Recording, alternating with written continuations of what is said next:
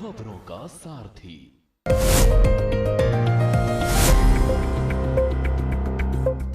नमस्कार, हमारे खास कार्यक्रम स्पेशल रिपोर्ट में आपका स्वागत है। मैं हूं मनोज मानस और आज हम पेश करेंगे कुछ खास और अहम खबरें।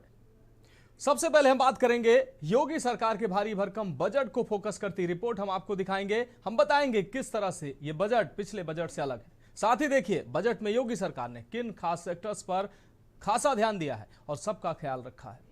वहीं इस बजट की सबसे बड़ी खासियत यह रही कि रोजगार सरकार की प्राथमिकता, सरकार की मजबूत इच्छा शक्ति के तौर पर सामने आई।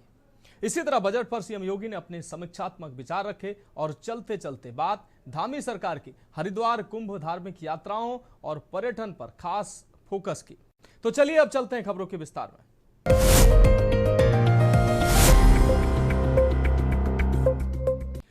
तो स्पेशल रिपोर्ट में पहली अहम रिपोर्ट का रुख करेंगे। उत्तर प्रदेश के विधानसभा चुनाव 2027 से पहले योगी सरकार ने विधानसभा में अपना 10वां बजट पेश किया।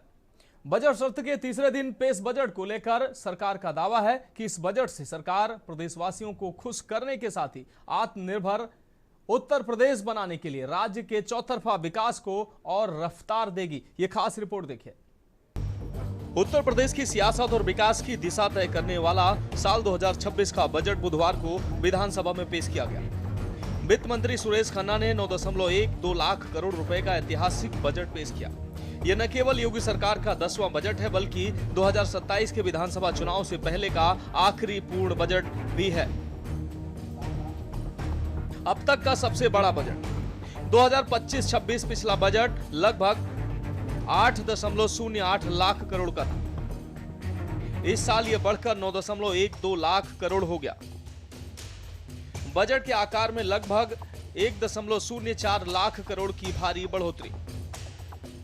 यह दिखाता है कि सरकार चुनावी साल में खर्च करने की क्षमता बढ़ा रही है। उत्तर प्रदेश का वित्तीय वर्ष 2026-27 का बजट पिछले बजट 2025-26 की तुलना में न केवल आकार में बढ़ा है बल्कि इसकी प्राथमिकताएं भी आगामी चुनाव और $1 ट्रिलियन इकोनॉमी के लक्ष्य को देखते हुए बदली गई हैं। आपको बता दें कि पहले मुफ्त गैस सिलेंडर और बेसिक पेंशन पर जोर था। इस बार कन्या सुमंगला योजना की राशि में बड़ी वृद्धि कर इसे 1 लाख तक ले जाने का प्रस्ताव है। साथ ही महिला स्वयं सहायता समूह के लिए आवंटन बढ़ाया गया है ताकि उन्हें उद्यमी बनाया जा सके। प्रदेश में अब तक 90,000 मंगल दलों को प्रोत्साहन स्वरूप खेल सामग्री उपलब्ध कराई गई है। रोजगार पुलिस विभाग में विभिन्न पदों पर वर्ष 2017 से अब तक 1,83,766 पुरुष एवं 35,443 महिला सहित कुल 2,19,000 से अधिक पदों पर भर्ती की गई है तथा 1,58,000 कार्मिकों को पदोन्नति प्रदान की गई है। पुलिस विभाग में चयनित किए गए 60,244 आरक्षियों हेतु प्रशिक्षण कार्यक्रम संचालित है। अराजपत्रित श्रेणी के 83,122 पदों पर भर्ती प्रक्रिया प्रचलित है। मिशन रोजगार के अंतर्गत राजकीय माध्यमिक विद्यालयों में 1939 प्रवक्ता, 6,808 सहायक अध्यापक एवं 219 प्रधानाचार्यों को सम्मिलित करते हुए अब तक कुल 8,966 नियुक्ति की प्रक्रिया पूर्ण की जा चुकी है। वर्ष 2017 से अब तक सहायता प्राप्त शासकीय माध्यमिक विद्यालयों में कुल 34,074 शिक्षकों का चयन किया गया। मुख्यमंत्री युवा उद्यमी विकास अभियान योजना के अंतर्गत सूक्ष्म उद्यम स्थापित करने हेतु युवाओं को गारंटी मुक्त एवं ब्याज मुक्त ऋण उपलब्ध कराया जा रहा है। यूपी की अर्थव्यवस्था को $1 ट्रिलियन बनाने की दिशा में योगी सरकार ने अपना अब तक का सबसे बड़ा दांव चला है। वित्त मंत्री सुरेश खन्ना ने 9.12696 लाख करोड़ रुपए का बजट पेश किया है, जो पिछले साल के मुकाबले करीब 12% ज्यादा है। पिछला बजट बुनियादी ढांचे को खड़ा करने वाला था, जबकि ये बजट कल्याणकारी योजनाओं और डायरेक्ट बेनिफिट ट्रांसफर के जरिए सीधे जनता की जेब तक पहुंचने वाला बजट है। साफ है कि योगी सरकार ने इस बजट के जरिए 2027 की सियासी बिसात बिछा दी है। एक तरफ बुनियादी ढांचे को मजबूत कर निवेश लाने की कोशिश है, तो दूसरी तरफ आधी आबादी और युवाओं को सीधे लाभ पहुंचाकर वोट बैंक को मजबूत करने का इरादा है। स्पेशल डेस्क के न्यूज इंडिया। तो स्पेशल रिपोर्ट में बात अगली रिपोर्ट की करेंगे। योगी सरकार के इस भारी भरकम बजट की सबसे बड़ी विशेषता यह है कि इसमें सभी वर्गों का ख्याल रखा गया है। सरकार का दावा है कि यूपी में हर क्षेत्र में विकास हो रहा है, साथ ही सभी वर्गों का ध्यान रखा जा रहा है। इस खास रिपोर्ट में देखिए। उत्तर प्रदेश को $1 ट्रिलियन की इकोनॉमी बनाने की दिशा में योगी सरकार का यह बजट एक बड़ा मील का पत्थर माना जा रहा है। वित्त मंत्री सुरेश खन्ना ने जब बजट पढ़ना शुरू किया तो साफ हो गया कि सरकार का ध्यान गांव, गरीब और किसान के साथ साथ आधुनिक यूपी पर भी है। बजट में एक्सप्रेसवे और नई टाउनशिप के लिए खजाना खोला गया है। किसानों को सौगात, गन्ने के दाम में 30 रुपए प्रति क्विंटल की बढ़ोतरी, सिंचाई के लिए मुफ्त बिजली का प्रावधान, कृषि निर्यात बढ़ाने के लिए एग्री एक्सपोर्ट हब की स्थापना। आपको बता दें कि महिलाओं की सुरक्षा और स्वावलंबन के लिए पिंक परियोजनाओं पर जोर दिया गया है। बेटियों की पढ़ाई से लेकर उनकी विदाई तक सरकार ने हर कदम पर मदद का हाथ बढ़ाया है। कुल मिलाकर ये बजट 2027 के चुनावी रण से पहले यूपी की तस्वीर बदलने वाला बजट कहा जा सकता है। आज वर्ष 26-27 का उत्तर प्रदेश का बजट हमारे माननीय वित्त मंत्री जी के द्वारा सदन में प्रस्तुत किया गया है। उत्तर प्रदेश ने पिछले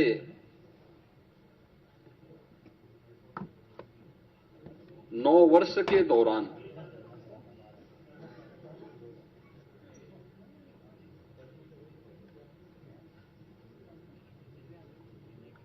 अपना परसेप्शन बदलने में जो सफलता प्राप्त की है,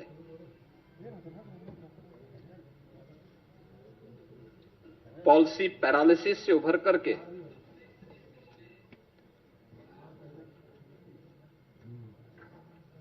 परसेप्शन को बदलकर अनलिमिटेड पोटेंशियल के स्टेट के रूप में यूपी को प्रस्तुत किया है।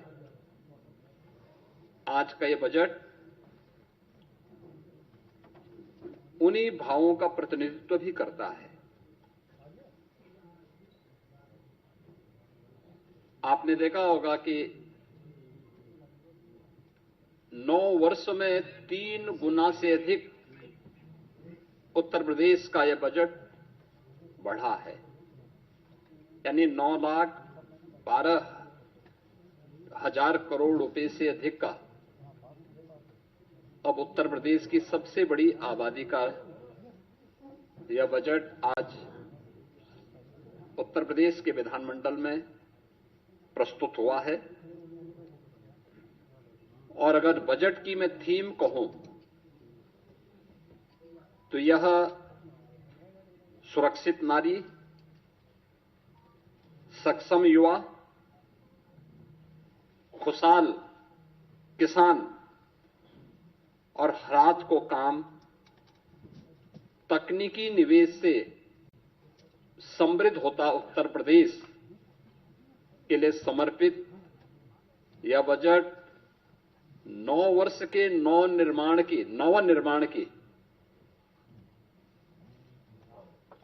एक नई गाथा को देशवासियों के सामने प्रस्तुत करता है। आधी आबादी पर फोकस, कन्या सुमंगला योजना का लाभ अब 26.81 लाख बेटियों तक पहुंचेगा। मेधावी छात्राओं के लिए स्कूटी योजना के लिए 400 करोड़ आवंटित। महिलाओं के लिए अलग से वुमेन बीपीओ बनाए जाएंगे। योगी सरकार ने इस साल के बजट में इंफ्रास्ट्रक्चर को अपनी अर्थव्यवस्था का सबसे मजबूत इंजन बनाया है। सरकार का लक्ष्य स्पष्ट है, बेहतर कनेक्टिविटी के जरिए उत्तर प्रदेश को $1 ट्रिलियन की इकोनॉमी बनाना। इंफ्रास्ट्रक्चर की रफ्तार पर खास ध्यान। बजट का 19.5% हिस्सा पूंजीगत व्यय के लिए, नए शहरों और टाउनशिप के लिए 3,500 करोड़ का प्रावधान, अयोध्या विकास 100 करोड़, सड़कों के लिए 34,000 करोड़, नमामि गंगे और ग्रामीण पाइपलाइन परियोजनाओं के लिए 22,676 करोड़ रुपए दिए गए। राज्य और जिला मार्गों के चौड़ीकरण और सुदृढ़ीकरण के लिए 3,700 करोड़ अलग से दिए गए। सड़कों के रखरखाव और गड्ढा मुक्त अभियान के लिए 3000 करोड़ प्रस्तावित। एक्सप्रेसवे और कॉरिडोर, प्रदेश में कनेक्टिविटी सुधारने के लिए नॉर्थ साउथ कॉरिडोर के लिए 400 करोड़ का प्रावधान। एक्सप्रेसवे के किनारे इंडस्ट्रियल कॉरिडोर विकसित करने के लिए विशेष फंड। जेवर एयरपोर्ट के विकास को नई ऊंचाई देते हुए यहां 5 नए रनवे बनाने की घोषणा। सरकार इसे एशिया के सबसे बड़े ट्रांजिट हब के रूप में देख रही है। योगी सरकार का यह बजट, जिसे सरकार की तरफ से मील का पत्थर बताया जा रहा है, हालांकि विपक्ष इसे आंकड़ों की बाजीगरी कह रहा है, लेकिन 9 लाख करोड़ से ज्यादा का ये निवेश यूपी की जमीन पर क्या रंग लाता है, ये देखना दिलचस्प होगा। स्पेशल डेस्क के न्यूज इंडिया।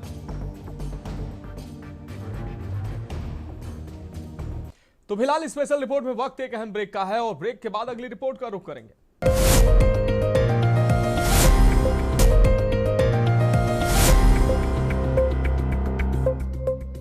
तो स्पेशल रिपोर्ट में अब बात अगली अहम रिपोर्ट की करेंगे। बजट में योगी सरकार का मुख्य केंद्र जो है वो युवा और स्वरोजगार रहा। मुख्यमंत्री योगी आदित्यनाथ ने राज्य को 1 ट्रिलियन अर्थव्यवस्था बनाने के लक्ष्य के साथ रोजगार पैकेज को कई चरणों में विभाजित किया है। इस अहम रिपोर्ट में देखिए। 1.5 लाख सरकारी नौकरियां देने का ऐलान। योगी सरकार ने 2026 में करीब 1.5 लाख सरकारी नौकरियां देने की घोषणा की। सबसे ज्यादा भर्तियां पुलिस और शिक्षा विभाग में होंगी। राजस्व, स्वास्थ्य, आवास, विकास और अन्य विभागों में भी बड़ी संख्या में पद भरे जाएंगे। सरकार का दावा है कि 10 वर्षों में 10 लाख सरकारी नौकरियां देने का लक्ष्य पूरा किया जाएगा और भर्ती प्रक्रिया पारदर्शी होगी। वित्त मंत्री सुरेश खन्ना ने बताया कि यूपी में 10 लाख युवाओं को रोजगार दिए जाएंगे। बता दें कि चुनावों से पहले सरकार ने युवाओं को साधने के लिए मिशन रोजगार को टॉप गियर में डाल दिया है। अगले 1 साल में 10 लाख युवाओं को रोजगार देने का लक्ष्य है। युवाओं को डिजिटल बनाने के लिए 40 लाख टैबलेट, स्मार्टफोन बांटने का प्रावधान है। बता दें कि बजट का 12.4% हिस्सा सिर्फ शिक्षा क्षेत्र पर खर्च होगा। बेसिक शिक्षा के लिए 77,622 करोड़ रुपए की व्यवस्था प्रस्तावित है। परिषदीय विद्यालयों के कक्षा 1 से 8 तक अध्ययनरत सभी छात्राओं को निःशुल्क यूनिफॉर्म, स्कूल बैग, जूता, मोजा एवं स्टेशनरी उपलब्ध कराए जाने की योजना हेतु 650 करोड़ रुपए की व्यवस्था प्रस्तावित है। प्रदेश के सभी 75 जनपदों में 2 मुख्यमंत्री मॉडल कंपोजिट विद्यालयों की स्थापना आधुनिक शैक्षणिक आवश्यकताओं के अनुरूप की जा रही है। प्रदेश के सभी 75 जनपदों के प्रत्येक जनपद में एक विद्यालय को मुख्यमंत्री अभ्युदय विद्यालय के रूप में विकसित किया जा रहा है। जिन विकास खंडों में कस्तूरबा गांधी बालिका विद्यालय स्थापित नहीं है, उनमें आवासीय बालिका विद्यालय की स्थापना की गई। नई योजना हेतु 580 करोड़ रुपए की व्यवस्था प्रस्तावित है।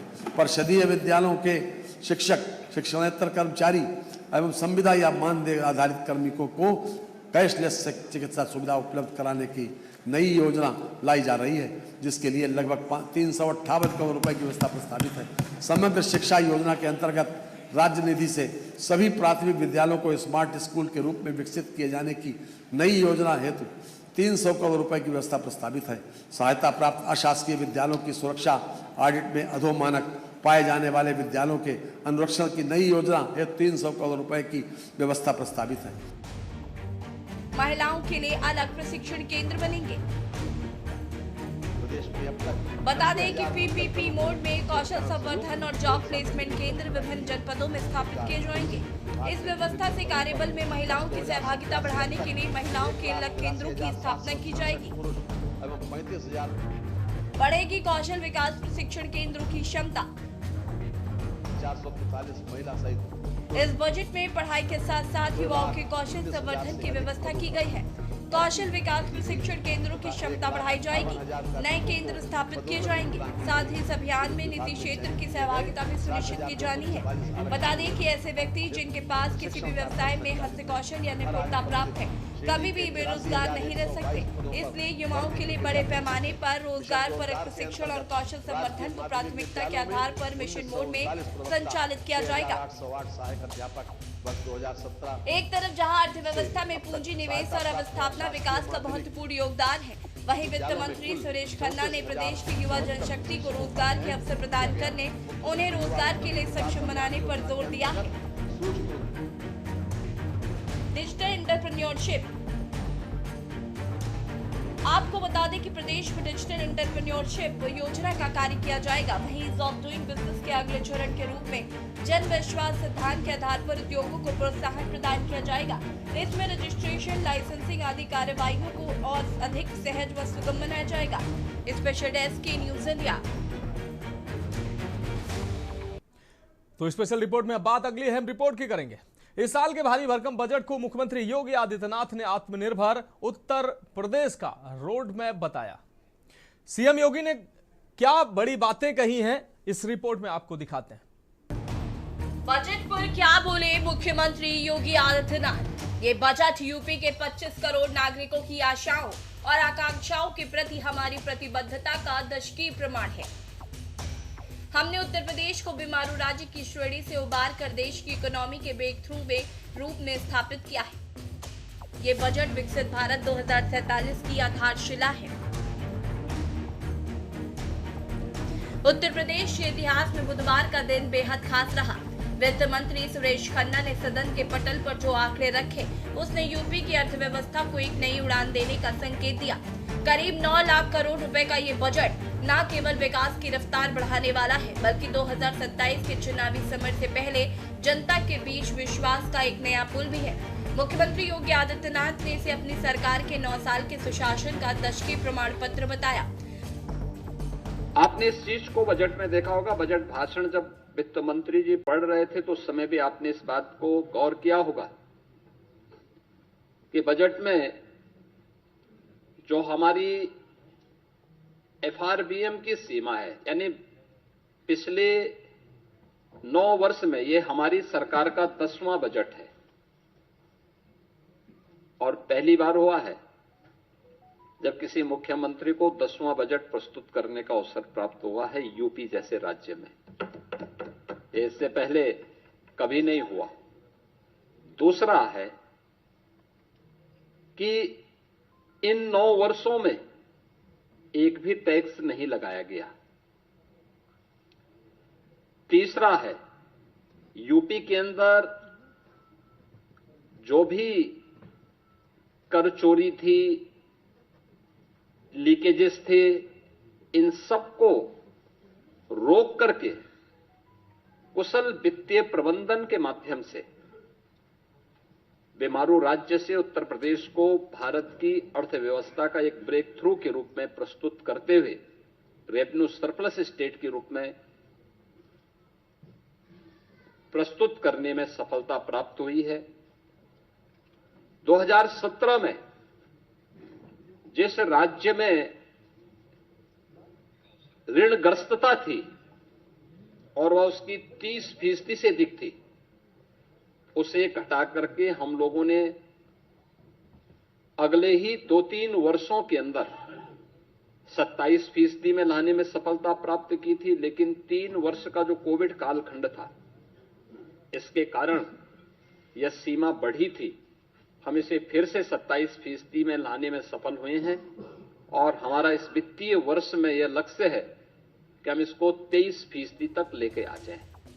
मुख्यमंत्री योगी आदित्यनाथ ने बजट को सर्वसमावेशी बताते हुए कहा कि बिना नए कर लगाए हर वर्ग का ध्यान रखा गया है। उन्होंने कुशल वित्तीय प्रबंधन और घटती बेरोजगारी दर का हवाला देते हुए उत्तर प्रदेश को देश की टॉप 3 अर्थव्यवस्थाओं में शामिल होने पर गर्व जताया। सीएम योगी ने इसे सुरक्षित नारी, सक्षम युवा, हर हाथ को काम की थीम पर आधारित बताया। उन्होंने कहा कि पिछले 9 वर्षों में यूपी को पॉलिसी पैरालिसिस से बाहर निकालकर बजट का आकार 3 गुना बढ़ाया गया है, यानी बिना कोई नया टैक्स लगाए यूपी को सरप्लस स्टेट बनाया गया है। बजट की जो हाइलाइट्स हैं, जो आपने देखा है, इसमें 43,565 करोड़ रुपए से अधिक की धनराशि केवल नई योजनाओं के लिए इस बजट में उसमें प्रस्तावित की गई हैं। दूसरा, 2 लाख करोड़ रुपए से अधिक की राशि कैपिटल एक्सपेंडिचर के लिए है,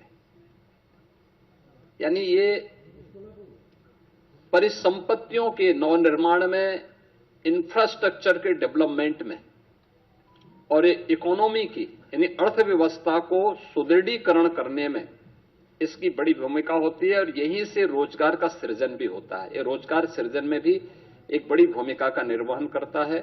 ये बजट का मुख्य हाइलाइट्स है। आपने इस चीज को बजट में देखा होगा। बजट भाषण जब वित्त मंत्री जी पढ़ रहे थे तो उस समय भी आपने इस बात को गौर किया होगा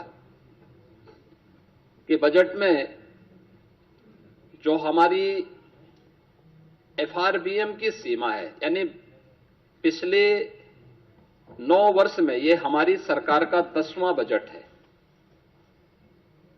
और पहली बार हुआ है जब किसी मुख्यमंत्री को 10वां बजट प्रस्तुत करने का अवसर प्राप्त हुआ है यूपी जैसे राज्य में। बजट की जो हाइलाइट्स, मुख्यमंत्री योगी ने साफ किया कि उनकी सरकार का लक्ष्य यूपी को $1 ट्रिलियन की अर्थव्यवस्था बनाना है। इस बजट में पूंजीगत व्यय को 19.5% रखा गया है, जो सीधे तौर पर सड़क, बिजली और पानी जैसे बुनियादी ढांचों में सुधार लाएगा। वहीं 1 डिस्ट्रिक्ट 1 मेडिकल कॉलेज योजना के जरिए स्वास्थ्य सेवाओं को गाँव-गाँव पहुँचाने का संकल्प भी दोहराया गया। ये साफ है कि यूपी की प्रति व्यक्ति आय में उल्लेखनीय वृद्धि हुई है और राज्य अब रेवेन्यू सरप्लस स्टेट बन चुका है। साफ है कि योगी सरकार ने इस बजट के जरिए विकास का वो दशकीय मॉडल पेश किया है जिससे विरासत भी है और आधुनिकता भी। अब देखना ये होगा कि जमीनी स्तर पर ये योजना यूपी की तस्वीर कितनी बदलती है। स्पेशल डेस्क की न्यूज़ इंडिया। अर्थव्यवस्था को सुदृढ़ीकरण कर। तो स्पेशल रिपोर्ट में बात अगली अहम रिपोर्ट की। मुख्यमंत्री पुष्कर सिंह धामी कुंभ धार्मिक यात्राओं और पर्यटन पर खास फोकस कर रहे हैं। सीएम धामी द्वारा अधिकारियों को निर्देश दिए गए हैं कि कुंभ मेले से संबंधित सभी तैयारियां 31 अक्टूबर तक पूरी कर ली जाएं। साथ ही कुंभ की आवश्यकताओं को देखते हुए सभी प्रकार के निर्माण कार्य भी तय समय के अंदर पूरे हों और निर्माण से संबंधित कामों की गुणवत्ता का भी विशेष ख्याल रखा जाए। इस खास रिपोर्ट में देखिए। मुख्यमंत्री पुष्कर सिंह धामी ने सोमवार को सचिवालय में संबंधित विभागीय अधिकारियों के साथ बैठक की। बैठक के दौरान मुख्यमंत्री धामी ने अधिकारियों को निर्देश दिए कि कुंभ मेले से संबंधित सभी तैयारियां 31 अक्टूबर तक पूरी कर ली जाएं। साथ ही कुंभ की आवश्यकताओं को देखते हुए सभी प्रकार के निर्माण काम भी तय समय के अंदर पूरे हों। यही नहीं, निर्माण से संबंधित कामों की गुणवत्ता का भी विशेष ध्यान रखा जाए। चारधाम यात्रा भी हमारी प्रारंभ होने वाली है, तो उसके लिए भी हमने सभी तैयारियां अभी से प्रारंभ कर दी हैं। सभी हमारे स्टेक होल्डर जितने भी चारधाम तीर्थ से जुड़े हुए लोग हैं, व्यवसाय से जुड़े हुए हैं, होटल वाले हैं, अन्य लोग हैं, सभी के सुझाव लेकर हम इस बार और अच्छा हमारा चारधाम हो और अच्छा लोगों के लिए सुविधा हो, एक अच्छा अनुभव सबके लिए कर रहे हैं। सर, एक देखिए, कुंभ की तैयारियों को लेकर लगभग 6-7 महीने पहले से ही इसकी बैठकें शुरू हो गई थी और माननीय मुख्यमंत्री जी की अध्यक्षता में आज एक काफ़ी बड़ी बैठक हुई थी, जिसमें कुंभ क्षेत्र में आने वाले जो भी हमारे विधानसभा क्षेत्र हैं उनके सभी सम्मानित विधायकों को भी माननीय मुख्यमंत्री जी ने बुलाया था और मुख्य सचिव महोदय और सभी वरिष्ठ अधिकारियों की मौजूदगी में ये बैठक हुई थी। मेलाधिकारी द्वारा एक इसमें प्रस्तुतिकरण किया गया कि अब तक कौन कौन से कार्य कितने सैंक्शन हो गए हैं, कौन कौन से कार्य मौके पर चल रहे हैं, भविष्य में कौन कौन से काम होने हैं, किन किन की स्वीकृतियाँ भी शासन स्तर पर अपेक्षित हैं और भारत सरकार को जो हमारे प्रस्ताव गए हैं, इन सभी का प्रस्तुतिकरण हुआ। माननीय मुख्यमंत्री जी ने 3-4 बहुत ही महत्वपूर्ण निर्देश दिए हैं। एक तो उन्होंने ये निर्देश दिया है कि जो भी कुंभ के कार्य चल रहे हैं उसमें गुणवत्ता सर्वोच्च प्राथमिकता है और उसमें किसी भी तरह से कोई समझौता उससे नहीं किया जाएगा। और हर्ष की बात ये है कि इसमें ऑलरेडी 3 हमारी संस्थाएं हैं जिनको नामित किया गया है थर्ड पार्टी इंस्पेक्शन के लिए। इसमें IIT रुड़की भी है। जो भी मेला क्षेत्र में आने वाले पुल हैं, मुख्यमंत्री जी ने उनकी सिक्योरिटी ऑडिट के लिए भी बहुत ही सख्त निर्देश दिए हैं, क्योंकि बड़ी संख्या में लोगों का आगमन होगा तो पुल किस स्थिति में है, उनमें अगर कोई काम होना है तो उसको भी प्राथमिकता के आधार पर करने के निर्देश दिए हैं। इसके अतिरिक्त सभी कामों को 31 अक्टूबर तक पूरा करने का भी उन्होंने निर्देश दिया है।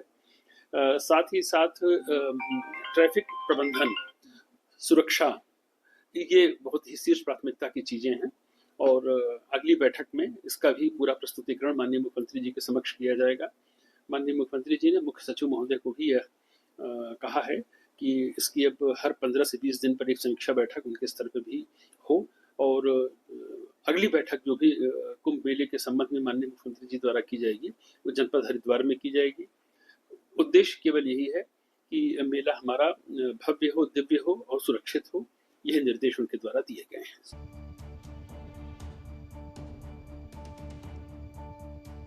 चुनावी साल में प्रशासनिक अमले का बड़ा हिस्सा चुनाव आयोग के निर्देशों के तहत कार्य करता है। वहीं दूसरी ओर चारधाम यात्रा भी प्रशासन और सरकार को बेहद व्यस्त रखने वाली है। इसके चलते विपक्षी दल सरकार पर चुनाव को तय समय पर करने की मांग अभी से करने लगे हैं।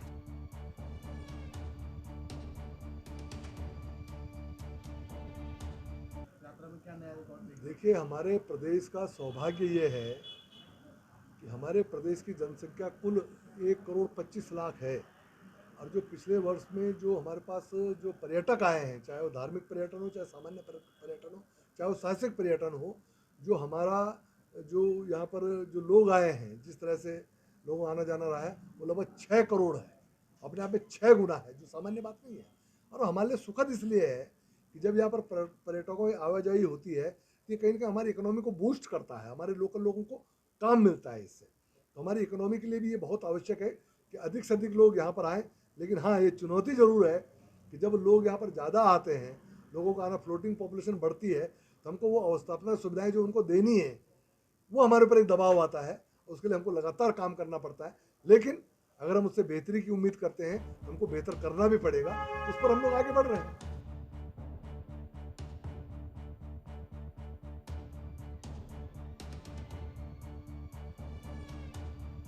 धामी सरकार अभी से वक्त की नजाकत को देखते हुए अपनी तैयारियों को अमली जामा पहनाने में जुट गई है। साथ ही इसमें भी कोई दो राय नहीं है कि आने वाले साल में देवभूमि में करोड़ों श्रद्धालुओं का जमावड़ा लगने वाला है। ऐसे में सरकार और प्रशासन के लिए बड़ी चुनौती करोड़ों श्रद्धालुओं की व्यवस्था है, ताकि देवभूमि में आए करोड़ों श्रद्धालु कोई गलत संदेश न ले जाएं।